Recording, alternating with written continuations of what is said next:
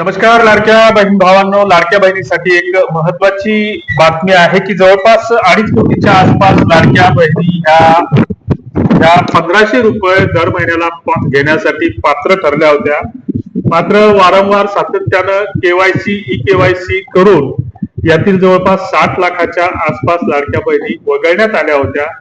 30 April अखेर नंतर जी काही सरकारकडून जी काही आकडेवारी प्रसिद्ध झाली तर त्याच्यामध्ये जवळपास 1,80,00,000 महिला ह्या कायमस्वरूपी या लाडक्या बहीण योजनेसाठी पात्र असल्याचं सरकारकडून सांगितलं गेलं.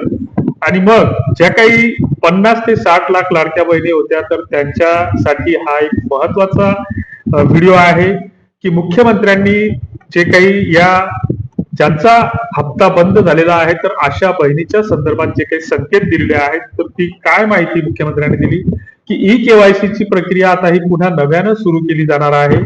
आणि त्याच्यासाठी ज्या काही लाडक्या बहिणी वेगवेगळ्या कारणाने अपात्र ठरवल्या होत्या जवळपास 50 ते 60 लाख महिला की त्याच्यामध्ये मग जे काही महिला व बालकल्याण मंत्री आहेत तर यांना ज्यावेळेस पत्रकारांनी प्रश्न विचारला की बा ह्या बहिणींच्या बाबतीत तर त्यावेळेस त्यांनी वेगवेगळी कारणं सांगितली, ती न पटण्यासारखी आहेत. परंतु त्यांनी जी काही कारणं सांगितली की काहींची वयोमर्यादा ओलांडली गेली, काहींच्या याच्यामध्ये निराधाराचं अनुदान पण त्या बहिणी घेत होत्या आणि इकडे लाडक्या बहिणीचं अनुदान पण घेत होत्या.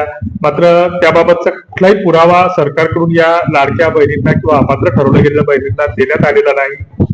दुसरीकडे काहींचं जे काही उत्पन्न आहे तर ते उत्पन्नाची जी काही 2.5-3 लाखाची जी काही मर्यादा होती तर त्या मर्यादेला त्यांनी ओलांडलेलं होतं म्हणून त्यांना अपात्र ठरवलं. काहींच्या घरामध्ये 4 चाक्या गाड्या सापडल्या, मग त्या नेमक्या कुठं लपून ठेवल्या होत्या ते सरकारलाच माहीत.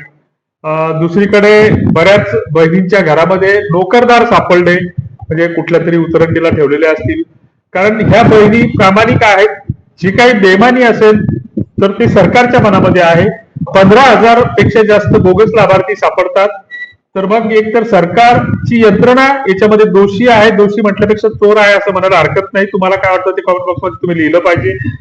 तर याच्याबद्दल जे काही मुख्यमंत्र्यांनी सांगितलेलं आहे की ज्या महिलांनी केवायसी केलेली नाही, आता ज्यांची केवायसी झालेली आहे, 2-2 वेळेस केवायसी झालेली आहे, तरी सुद्धा त्यांचे हप्ते बंद झालेले आहेत.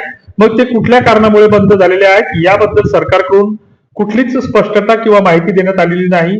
मात्र लाडक्या बहिणीच्या पोर्टलवरती माहिती सरकारनं दिली पाहिजे, सांगितली पाहिजे, पुराव्यासह दिली पाहिजे की तुमच्याकडं हे इन्कम टॅक्स डिपार्टमेंट कडून प्राप्त झालेल्या माहितीनुसार तुमचं उत्पन्न 6 लाखाच्या वर आहे किंवा आरटीओ कार्यालयाकडून प्राप्त झालेल्या माहितीनुसार ही तुमच्या मालकाच्या नावाने ही 4 चाकी गाडी आहे. मग ती भलेही लोड गाडी असेल आणि ती आरटीओ ला रजिस्टर असेल तरी ती सरकारनं सांगितलं पाहिजे. किंवा तुमच्या घरामध्ये हा माणूस नोकरदार आहे, जे काय असेल तर ते सरकारनं स्पष्टपणे सांगितलं पाहिजे. मात्र सरकार तसं करणार नाही, कारण सरकारच्या मनामध्ये स्पष्टपणे बेमानीपणा आहे.